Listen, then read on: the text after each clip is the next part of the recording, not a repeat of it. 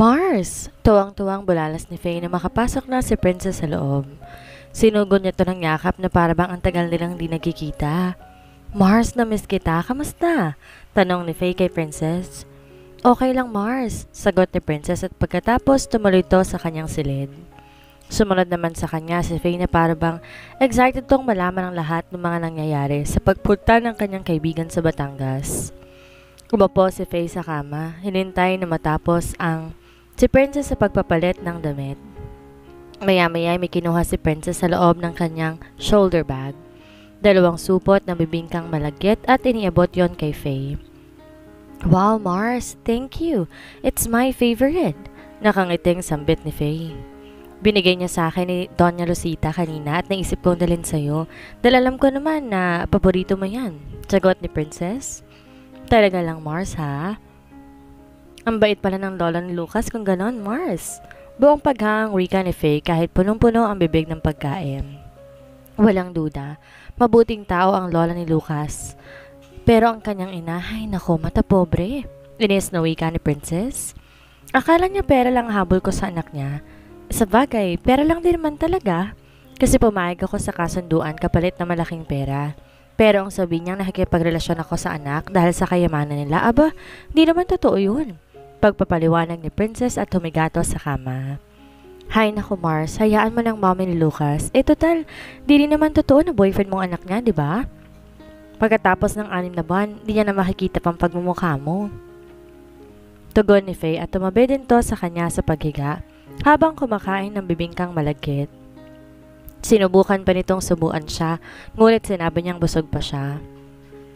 Pero alam mo Mars, habang naghihintay kami sa order namin kanina, bigla kaming nilapitan ng ex-girlfriend ni Lucas at Diyos ko, humalik pa siya sa labi ni Lucas na akala mo sila pa. Pagkukwento ni Princess sa kaibigan. Oh, talaga lang ha? Yung kulin baka mo, yung kinakwento sa atin ng bakang si Georgia nung pumunta tayo ng salon? Maganda ba yun, Mars? Curious sa tanong ni Faye. Maganda naman at sexy. Siyempre dahil sa fashion model kaya't alagang-alagang katawan. Tsaka halata namang mayaman at marahil. Botong-boto sa kanyang mommy ni Lucas. Narinig kong binanggit ng kulin na yon ang pangalan ni Madam Lauren at parang close na close sila sa isa't isa. Dagdag na sabi pa ni Princess. Nagkiwit balikat lang si Faye. Kung ganon ngang matapobre ang ina ni Lucas, abay syempre, gugustuhin talaga nitong makapangasawa si Lucas ng mayaman din. Ano naman reaksyon ni Lucas nang halikan siya ng babaeng yon, Mars? Tanong ni Faye. Tinulak nga niya eh. Sabi pa ni Lucas, what the hell are you doing, Colleen? I'm with Sensei right now. With facial expression pa ang pagkasabi ni Princess, kaya tuloy natatawa sa kanya ang kaibigan niya. Pero alam kong apektado pa rin si Lucas sa babaeng yon. Hindi na yata nakapag-move on sa ex niya. Dagdag na sabi ni Princess. Marami pa sana siyang ikukwento sa kaibigan niya, ngunit kung sasabihin pa niya lahat, pati ang bangay nilang dalawa ni Lucas, aba, hindi talaga siya makakapahinga dahil kilala naman niya si Faye. Para tong investigador kung magtanong. Mars, pwede ba matulog muna ako kasi may lakad pa kami mamaya ni Lucas eh. Sambit ni Princess habang humihikab ito. Oh, may lakad kayo? Na naman? Saan naman daw ang punta ninyo? Nagsimula na namang mangulit si Faye. Gusto kong isama ni Lucas sa birthday party ng kanyang kaibigan. Ayoko sana kaya lang nakiusap ang mokong so pagbibigyan ko na lang. Sagot ni Princess. Oh, I see. Di sige. Lalabas na ako at na makapagpahinga ka. Kailangan fresh na fresh ka mamaya kasi I'm sure papakilala ka ni Lucas sa mga kaibigan niya. Tugon ni Faye saka to tumayo at lumabas ng kwarto. Nang mapag-isa na si Princess, di niya maiwasan na maisip si Lucas. Bigla niyang naalala ang halika nilang dalawa kagabi sa birthday party ng lola nito. At kahit aminin man niya o hindi, may ibang sensasyong hatid ang mga labi ni Lucas habang dumadampi ito sa labi niya. Ngunit ayaw niyang bigyan ng maling kahulugan iyon dahil unang-una, trabaho lang yon at walang personalan. Sa isip ni Princess, sana hindi na sila magtatalo ni Lucas at tuloy-tuloy na ang magandang pagtrato nito sa kanya dahil syempre, ikakasal na sila sa susunod na buwan. Kaya kailangan maging kampante na sila sa isa't isa. Kahit di naman totoo ang kanilang pagsasama, pero sa mata ng mga tao at ng lola ni Lucas, magiging tunay talaga silang mag-asawa. Samot-saring mga bagay ang naiisip ni Princess at di niya namalayan nakatulog na pala siya. Nagising na lamang siya nang tumunog ang kanyang alarm clock. Alas 5 na ng hapon kaya kailangan niya na maghanda dahil susunduin siya ni Lucas ng alas 7. Ayaw pa niya sanang bumangon dahil pasarap ang tulog niya, pero kailangan niyang tumupad sa usapan at kung hindi, magkakagulo na naman at susungitan siya ni Lucas. Bumalikwa si Princess sa higaan, kinuha ang kanyang tuwalya at pumasok sa banyo upang maligo. Di naman niya ugaling magtagal sa banyo, kaya pagkatapos ng 15 minutes lumabas siya na nakatapis ng tuwalya. Sakto naman pagpasok ni Faye. Ugaling na nilang dalawa na hindi kumakatok. Diretso na lang pumapasok dahil sila lang naman dalawa ng kanyang kaibigan sa apartment. At wala na silang hiyaan sa isa't isa kahit mawala silang damit. Wala naman silang pakialamanan. Oh, nakaligo ka na pala, Mars. Ano daw dress code sa birthday party ng kaibigan ni Lucas, Mars? Tanong ni Faye. Wala namang sinabi, Mars. Anything na komportable. Kaya off-shoulder na lang na blouse at jeans ang susuotin ko. Wika ni Princess. Naghanap si Princess ng susuotin sa kanyang closet at tinulungan naman siya ni Faye. Na makapili na siya, agad na siyang nagbihis. Okay lang ba, Mars? Hindi ba ako mukhang atsay nito? Tanong ni Princess dahil di siya kumbinsido sa kanyang sinusuot. Kung ako ang tatanungin mo, Mars, mas mabuti pa yung fitted na whole dress na hanggang tuhod ang susuotin mo. Mas sexy kang tingnan kapag naka-whole dress ka. Lutang-lulutang ang maganda mong body figure. Suggestion ni Faye. Oh, ito Mars, bagay na bagay ito sa'yo. Bulalas ni Faye na makita niya ang isang maroon na off-shoulder fitted dress. Ay, matagal ko nang hindi nasuot to, Mars. Huli kong sinuot to ng graduation natin. Binili to sa akin ng nanay ko bilang regalo niya sa araw ng aking pagtatapos. Pero sige, itatry ko, sabi ni Princess at nagsimulang isuot ang damit. Kasyang-kasya pa sa'yo, Mars. Perfect. Nakangiting sambit ni Faye at may kasama pang palakpak. Sige, Mars, patuyuin muna natin ang buhok mo at pagkatapos aayusan kita. Wika ni Faye. Mars, salamat ha, napaka-supportive mo talaga, sabi ni Princess. Of course, sino pa bang tutulong sa'yo, Mare, kung di ako, diba? Tugon ni Faye habang kinuha ang blower at sinimulang patuyuin ang buhok ng kanyang kaibigan. Nang matuyo na ang buhok ni Princess, sinimulan na niyang ayusan si Faye. May talent si Faye sa pagmamakeup kaya kampante siya na kahit papano, may maibubuga rin siya mamaya sa party. Ayaw niyang ikakahiya siya ni Lucas. Kahit hindi man siya totoong fiancé nito, but she wants to give her the best para sa kontrata. Pagkaraan ng ilang sandali, wow, Mars, tingnan mo ang itsura mo sa salamin. Daig mo pang nagpasalon yan. Tuwang-tuwang sabi ni Faye. Namangha din si Princess na makita niya sa salamin ang kanyang sarili. Kahit simple lang ang kanyang makeup, ngunit bagay na bagay sa kanya at mas lalong tumingkad ang kanyang kagandahan. Tingnan natin kung hindi magkakagusto si Lucas sa'yo, Mars. Aba, ang ganda-ganda mo yata at kahit siguro yung kulin na yon, di makakahigit sa kagandahan mo. Buong paghangang sambit ni Faye. Ay nako, Mare, I love my own. Best friend ka talaga. Tugon ni Princess at sabay silang nagtawanan. Oo nga pala, Mars, maiba ko. Nasaan pala yung sapatos at damit na sinot mo kahapon sa birthday ng lola ni Lucas? Di ko nakitang bit-bit mo yon. Curious na tanong ni Faye. Naku Mars, pinapaiwan ni Lucas sa ancestral house ng lola niya. Katulong na lang daw maglalaban noon. Gusto ko sanang dalhin dito para malabhan pati na rin yung mga damit at underwear na suot ko. Pero yung gagong Lucas na yun ayaw ipadala. Iniwan lahat ng mga gamit doon dahil pupunaman naman daw kami next week para asikasuhin ang aming kasal. Ah, ganun ba? Ang sweet naman pala ni Lucas, Mars. Tumatawang sabi ni Faye. Di na lamang nagsalita si Princess. Sa halip, naglakad-lakad siya sa kanyang kwarto habang suot ang kanyang 3 inches black stiletto. Si Faye naman nakaupo lang sa gilid ng kama habang pinagmamasdan ng pag-indayog ng katawan ng kanyang kaibigan habang naglalakad ito. 6:30 pa lang, sinundo na ni Lucas si Princess. Buti na lang at maaga siyang nakapag-ayos ng sarili. Akala niya hindi na papasok si Lucas sa loob ng apartment, ngunit pinapapasok pala siya ni Faye at pinapaupo sa sofa. Mars, nandyan ang Prince Charming mo at ang gwapo. Pabulong na wika ni Faye habang nakatiklop ang dalawang palad na halatang kilig na kilig. Lumabas si Princess ng kwarto at sumunod naman si Faye sa kanya. Lucas, ikaw nang bahala sa kaibigan ko ha? Bilin ni Faye at nagbigay ng thumbs up. Don't worry Faye, isusoli ko ang kaibigan mo. Nakangiting tugon ni Lucas, saka ito tumayo at inalalayan si Princess sa pagbaba ng hagdan. Sumunod naman si Faye hanggang sa gate. Mars, aalis na kami. Pagpapaalam ni Princess sabay yakap sa kanyang kaibigan. Mag-ingat ka, Mars ha, tugon ni Faye. Tumungo si Lucas sa gawing kanan. Pinagbuksan ang pintuan ng sasakyan si Princess. At nang makapasok ito sa loob, saka naman siya umikot sa driver's seat. You look so lovely, Princess. Buong paghangang wika ni Lucas. Nang marinig to ni Princess, biglang bumilis ang tibok ng kanyang puso. Kay sarap pakinggan mula kay Lucas na tinatawag siya. Para tong musika sa kanyang pandinig na gusto niyang paulit-ulit na maririnig. Princess, are you okay? Tanong sa kanya ni Lucas nang hindi siya nagsasalita. Thank you, Lucas. Utal-utal at tugon ni Princess. Tumingin sa kanya si Lucas at gumiti ito. Call me Lucas, pero sa harap ng mga tao, alam mo na kung anong endearment natin? Sabi ni Lucas. Bagamat di naman galit ang tono ng boses nito pero alam ni Princess, seryoso ito sa kanyang sinasabi. Nagkaroon ng katahimikan sa pagitan nilang dalawa hanggang makarating sila sa isang high-class na restaurant kung saan idadaos ang party. Love, sumama ka sa amin mamaya ha, sa birthday ng kaibigan ko. Malambing na wika ni Amber. Wala naman akong kakilala doon. Pwedeng dito na lang ako at magbabar na lang kami ni Travis. Pagtangging sagot ni Amir. At isa pa, parang wala ako sa mood pumunta party. Kaya ikaw na lang, love. Dagdag na sabi ni Amir, tsaka to tumagilid sa kama. Ngunit biglang lumipat ng pwesto si Amber at ngayon kaharap na niya si Amir. Kagagaling lang nila sa isang mainit na pagtatalik kaya hubad pa ang kanilang mga katawan.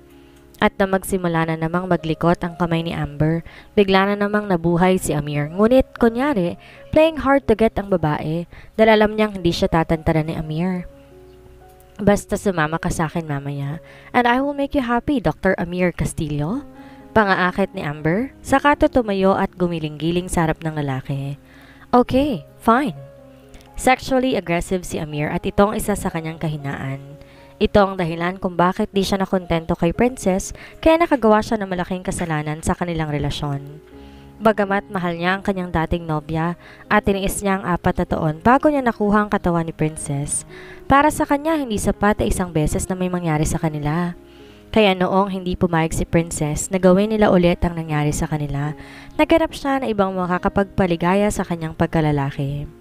Di rin naman niya akalain na maabutan ni Princess silang dalawa ni Amber sa loob ng banyo. At inaamin niyang nasasaktan din siya at nanghihinayang sa 4 na taong relasyon nila ni Princess. Kaya nga niya sinubukang kausapin ang kanyang nobya, ngunit hindi talaga siya kayang patawarin pa. Ni hindi na nga to sumasagot sa mga text at tawag niya at tuloy na siyang nirestrict nito sa messenger. Kaya kahit walang pagmamahal ang namagitan sa kanila ni Amber, basta't nakakapagpaligay ito sa kanya, sapat na para kay Amir. Pareho naman sila ni Amber na sexually active at aggressive, kaya malayo nilang nagagawa ang mga bagay na to, anumang oras gustuhin nila. At ngayong nandito na naman sila, pinagsaluhan sa ibabaw ng kama. Para kay Amir, ito ang kumukumpleto sa kanyang pagkatao. Ngunit alam niyang may ugali din siyang madaling magsawa, kaya alam niyang di rin sila magtatagal ni Amber. Pasado alas 7 ng gabi na makaalis ng kondo sina Amir at Amber. Lula ng puting Fortuner, binaybay nila ang kahabaan ng North EDSA papuntang Wolfgang Steakhouse sa Mandaluyong City. Buti at hindi gaano matraffic sa daan, kaya pagkatapos na mahigit 30 minuto, nakarating na sila sa birthday venue. Naunang bumaba na sa sasakyan si Amir. Umikot ito sa kanan upang pagbuksan ng pintuan si Amber. Napaka-sexy ni Amber sa kanyang suot na deep v-neck na maxi dress, kaya kitang-kita ang kanyang cleavage. Si Amir naman nakasuot ng dark sleeves at tinupi ito hanggang siko at nakatuck-in sa kamay ang black na trouser. Pinulupot ni Amber ang kanyang kamay sa braso ni Amir habang papasok sila sa loob. Amber! Tawag ng isang babae. Hi Carla! Tugon ni Amber habang nakipagbeso-beso ito sa babae. Where is the birthday celebrant? Tanong ni Amber na ang tinutukoy nito ay ang boyfriend ni Carla. Nandun, nakikipag-usap pa sa kanyang best friend? Sagot ng babaeng tinawag ni Amber na Bea. Pinakilala ni Amber sa kanyang kaibigan si Amir at pagkatapos, inihatid sila nito sa mesa na nakalaan para sa kanila. Excuse me for a while, Amber ha? Maiwan ko muna kayo at puntahan ko muna si Logan. Sabi ni Carla, tsaka to pakending-kending na lumakad. Amir, punta muna ako sa ladies room ha? sabi naman ni Amber, at naiwang mag-isa si Amir sa table. Ginala ni Amir ang kanyang paningin sa paligid. Wala talaga siyang kakilala sa loob. Hanggang sa dumako ang kanyang mga mata sa isang babaeng pamilyar sa kanya. Nakasuot ito ng maroon off-shoulder fitted dress at napakaganda nitong tingnan. Princess, mainang sabi niya. Muling tinitigan ni Amber ang babae. Hindi siya maaaring magkamali. Si Princess nga ang kanyang nakikita. Sa isip niya, kailan pa natuto si Princess na pumunta sa mga party ni hindi ito sumasama sa kanya noon. Kahit ilang beses niya na itong niyayaya, pero ngayon nagtaka siya bakit nandito ang ex-girlfriend niya sa birthday party ng boyfriend ng kaibigan ni Amber. Pagkaraan ng ilang sandali, ay bumalik na si Amber sa kanilang upuan, ngunit hindi ito napansin ni Amir dahil nakafocus ang kanyang paningin kay Princess. Hey, babe, sino ba yung tinitingnan mo dyan? Nagtatakang tanong ni Amber habang sinusundan ito ang direksyon ng mga mata ni Amir. If I'm not mistaken, that is your ex, right? Inis na sambit ni Amber. Hindi umimik si Amir at nanatili lamang itong nakatingin kay Princess at sa lalaking katabi nito. Samantalang si Amber, inis na sa ipinakita ni Amir. Magsasalita pa nga sana siya ngunit nakita niya papalapit sina Carla at ang boyfriend nito. Hi girl, let me introduce you to my boyfriend, Attorney Logan Alcantara, the birthday celebrant. Babe, this is Amber Morales and her boyfriend, Amir Castillo. Pagpapakilala ni Carla. Happy birthday, Logan. Masayang bati ni Amber at saka kinamayan nito ang lalaki. Ganon din ang ginawa ni Amir. Nagkaroon ng konting kwentuhan ngunit pagkatapos ng ilang sandali ay nagpaalam muna si Logan dahil may aasikasuhin pa siyang ibang mga bisita. Si Carla naman naiwan lang sa upuan at masayang nakikipagkwentuhan kay Amber. Girl, kilala mo ba yung mga yan? Tanong ni Amber habang ninuso nito ang kanyang bibig sa kinaroroonan ni na Princess. Ah, yan? Si Lucas Mondragon yan. Best friend ni Logan at yung babaeng katabi niya ang kanyang fiancé. Wika ni Amber. Fiancé? Biglang sumabad sa usapan si Amir. Oo, yun ang sabi ni Logan sa akin. Ikakasal na raw yung kaibigan niya sa susunod na buwan. Dagdag na sabi ni Amber. Magsasalita pa sana si Amir, ngunit narinig na nila ang anunsyo ng MC na magsisimula na ang party. Excuse me girl ha, maiwan ko muna kayo at puntahan ko muna ang boyfriend ko. Wika ni Amber, saka ito tumalikod. Samantalang si Amir hindi mapakali sa kanyang narinig. Totoo nga bang ikakasal na si Princess? Tanong niya sa kanyang sarili. Di siya makapaniwalang ganon lang kabilis makahanap ng iba ang dati niyang nobya. Dahil sa pagkakaalam niya, mahal na mahal siya ni Princess. Kaya natitiyak niyang hindi to basta-basta makakapag-move on sa kanya. Kailangan niya itong makausap at nang malaman niyang totoo. Saglit hinanap ng mga mata ni Amir si Princess dahil bigla itong nawala sa kanyang paningin nang magsimula na ang party.